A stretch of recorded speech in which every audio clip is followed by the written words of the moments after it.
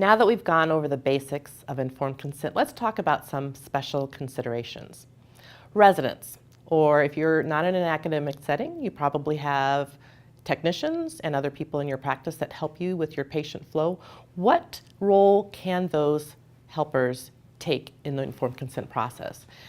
There are many elements of patient care and aftercare and pre-op evaluation that assistants can manage, but the role of the primary physician is to give the informed consent process. In addition, if residents or allied health professionals are going to have any role in the care, that has to be communicated to the patient as well. They need to understand all the players who will be playing any role in their care. They're entitled to know, and they're entitled in certain circumstances to dictate who is involved in their care. So I have a question for you.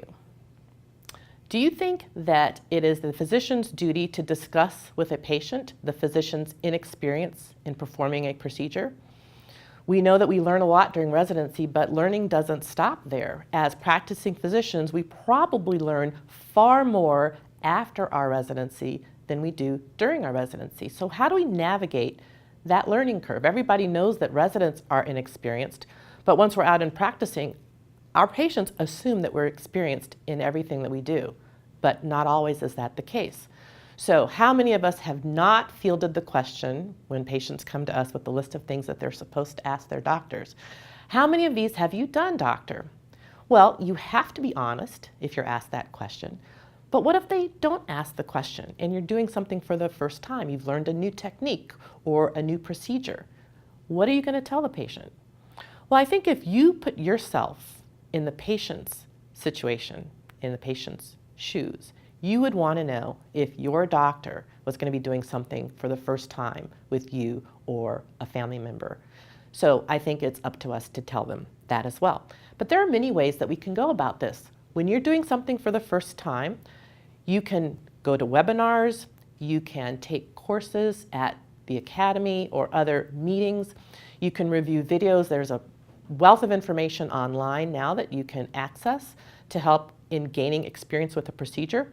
You can do hands-on laboratory work or skills transfer courses, and you can observe somebody who's done a lot of these. And I think another powerful method of getting comfortable with doing something for the first time that you've not done before is to find a trusted colleague or a mentor who is willing to come in and proctor your first several cases. Line up a few cases, have that person come in and be there with you. Oftentimes you don't need that person, but it goes a long way to giving you the confidence you need, as well as the patient confidence in knowing that there is somebody there as you're learning something who knows what they're doing and can take over if absolutely necessary. I also think doing something for the first time, just as when we teach residents, we don't want a white cataract like this to be the first cataract that a resident ever performs. So you want to pick an easy case, and depending on what treatment you're talking about, that's going to be different. It also helps if you have a patient you've already established a bond with who loves you because of the care that you've given them. That person will trust you in many cases, even if they know that you're doing something for the first time. And in many cases, they'll think of it as an honor. Not always, but in many cases they will. I've also found for procedures where patients are paying out of pocket, whether it's refractive procedures or cosmetic procedures, if you discount that procedure or don't charge them, you'd be surprised how willing people are to be your first. There are other people who can be in the operating room. There can be assistants in surgery. There can be representatives from device makers and pharma makers. It's important that patients understand who all is going to be in the room and the role that they're going to play. There was a case against an ophthalmologist in Florida who was sued by a patient who found out that that physician assistant, or PA, was performing critical parts of the procedure. And the patient alleged that the patient didn't know about that ahead of time. But when they went back in the records, this physician did have on his consent form that Dr. X and or his associates will be performing your care. So ultimately, the informed consent document was what saved this physician.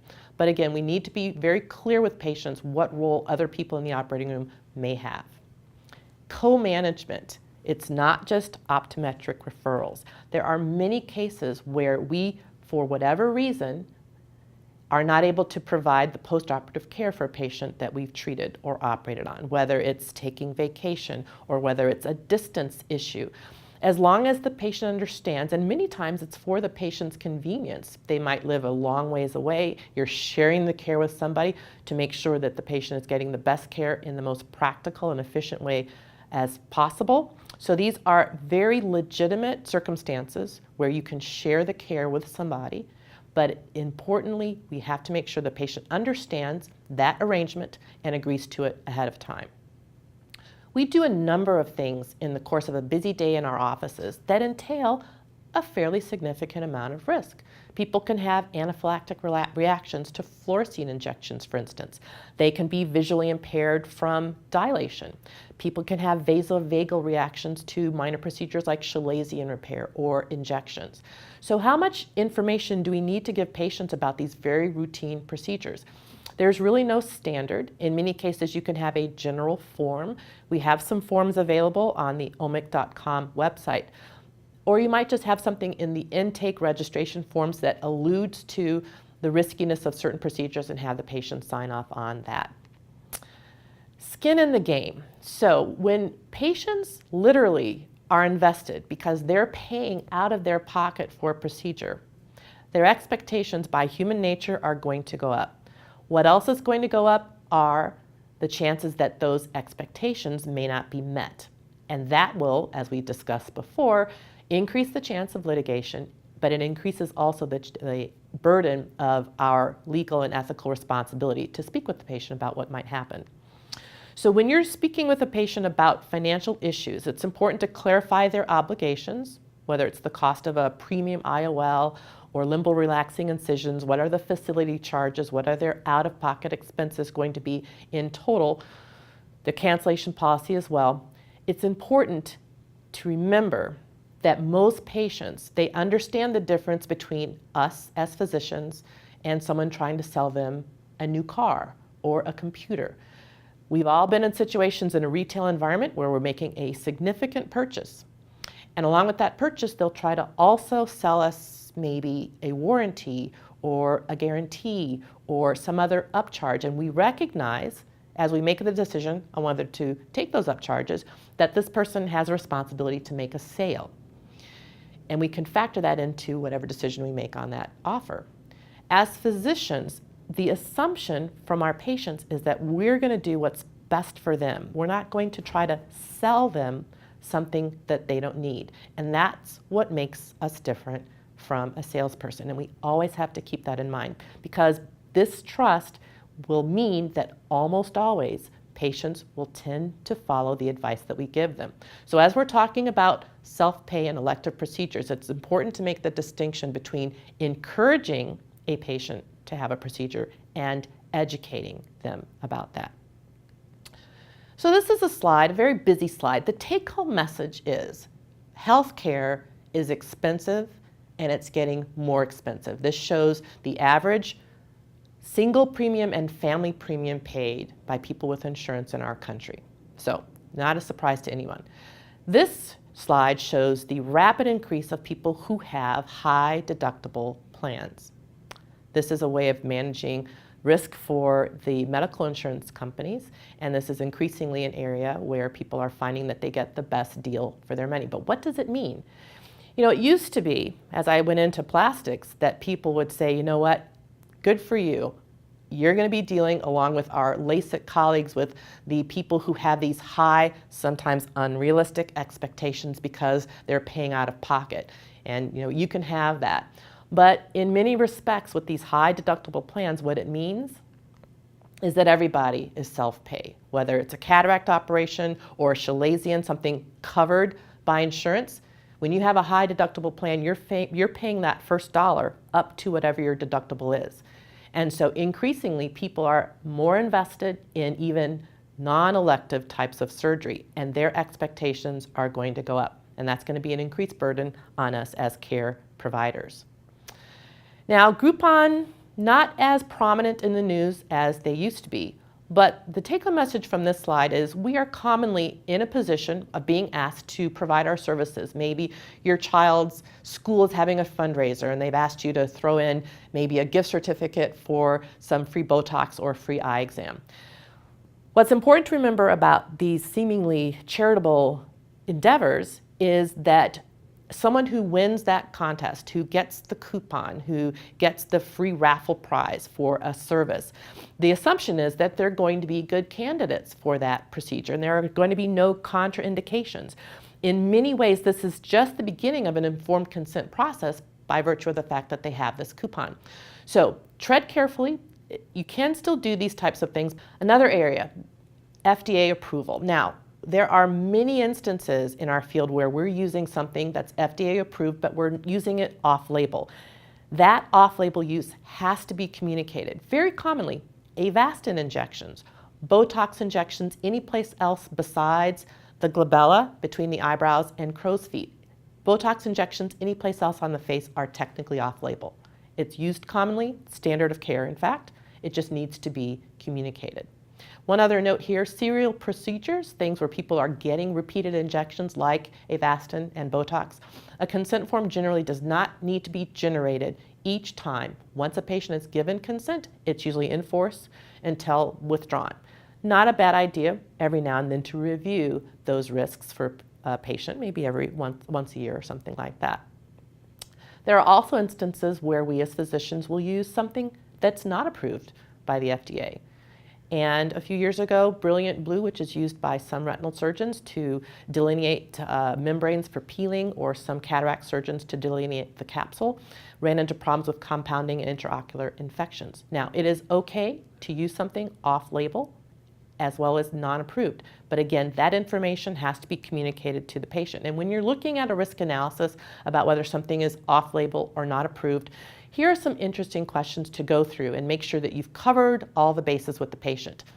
Is the medication or treatment banned because it's unsafe, or it's just not been approved yet? There are many instances where things are being done in other countries. The FDA has not gotten around to approving it here in this country yet.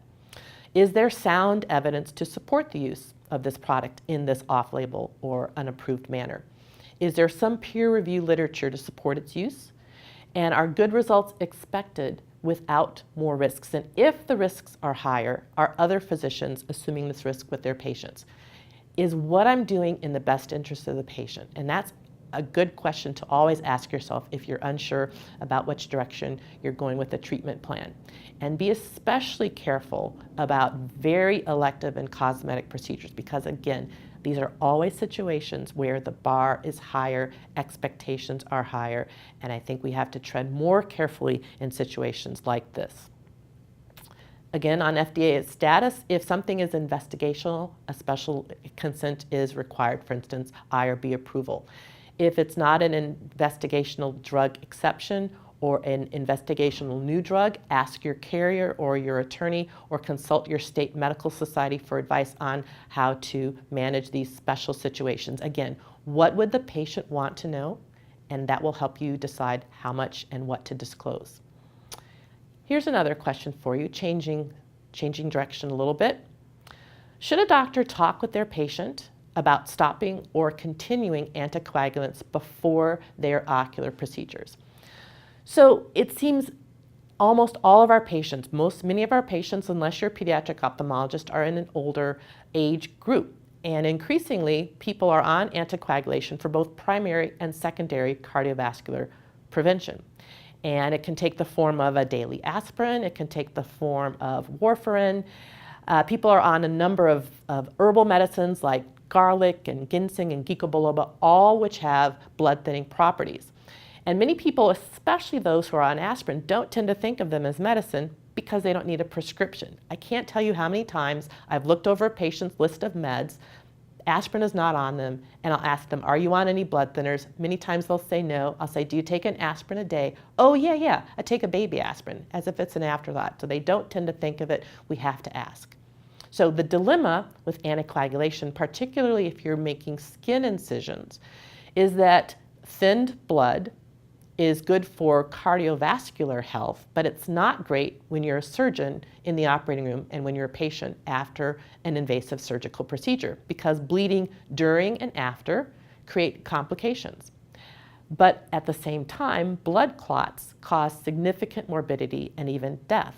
So there are competing interests in a situation where patients are anticoagulated and they need an invasive procedure. What to do? Well, the good news is, if you consider it good news, there is no standard.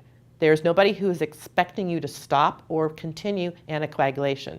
What is expected and required is that we have a conversation. It is a true risk management dilemma between the operating surgeon and the patient, or the doctor taking care of the patient in a primary way. So the important thing is that you tell the patient, we are going to have some increased risk either way, but between myself and your primary care provider, we're going to choose the pathway that entails the least risk. So if we stop your medication, your anticoagulant medication, there is a slightly increased risk that you might have some type of embolic event. If we continue your anticoagulation medication, there's an increased risk of bleeding and bleeding complications, which include vision loss. So the take-home message here is, for the many people who are on anticoagulation and need invasive procedures, there is risk either way, but we're going to manage it to try to minimize this risk to them as best we can. People who are competent and cognitively intact are allowed to make decisions that might go against our medical advice. This is a patient who had a very invasive squamous cell carcinoma who absolutely refused treatment. He's a patient of mine, and I took care of him with an internist. We were back and forth all the time about how to get this gentleman to consent to treatment, but he was steadfast against it, and we had to respect that decision. People who give initial consent also are allowed to withdraw that consent, and this is a gentleman who had a very high flow arterial venous malformation behind the eye. Once we realized that it was high flow, he had originally given consent to have this taken care of, but once we realized the nature of this case and realized that embolization was going to be the treatment, and recognizing the risk of that, he withdrew his informed consent, which is obviously something that autonomous patients have the right to do. In situations where patients refuse the treatment that we've recommended, it's sort of the informed consent version of signing out against medical advice, or AMA. And when possible, and it's not always possible, particularly if the relationship with the patient has deteriorated because of this tension between what you're recommending and what they're willing to undergo, there should be some documentation in the record that the patient understands the consequences of their refusal, but nonetheless is refusing medical treatment. So some notation, whether the patient signs it or not, or whether you document it in the record, should be made in situations like this. There are many forms that are available to anyone, not just OMIC insureds, but all ophthalmologists and people taking care of patients with eye problems on the omic.com website. If you go to risk management, they're highlighted with the arrow. There's a pull-down menu, and you see consent forms there. And we have many consent forms, procedure-specific consent forms, general Botox consent forms, general anticoagulation consent forms, and we also now have all of them translated into Spanish. And they're available, you can customize them, you can put your letterhead on them, and they're available free of charge in front of the firewall for whomever needs these type of information. Finally, we all recognize that we might have plan A for a patient, but for whatever reason, we have to submit to plan B.